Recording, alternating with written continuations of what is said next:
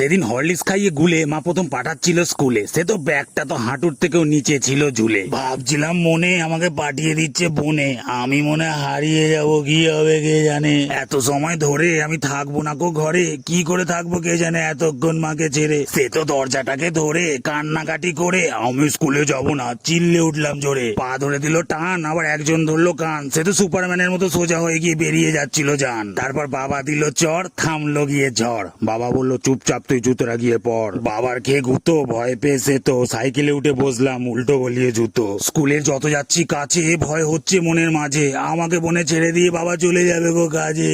নামলাম যে স্কুলে সব গেলাম ভুলে, একটা স্যার এসে আবার হাত বুলিয়ে দিল চুলে। স্যারটার নাম ছিল মান্না, আমি তো শুরু করে দিলাম কান্না। বাবাকে বলল আমরা দেখে নেবো, আপনি বাড়ি যান না। ঢুকে বললাম মামা আমাকে কোল থেকে নামা, এ কোথায় চলে এলাম, সবার একই রকমের জামা, সবার আলাদা আলাদা সেল, এখানে আছে পাস ফেল, এ তো কোনো জঙ্গল নয় মনে হচ্ছে জেল। সেই যে জেলে গেলাম 12 বছর ছিলাম, প্রথম দিনের থেকে শেষের দিনে মনে হয় বেশি কেঁদেছিলাম।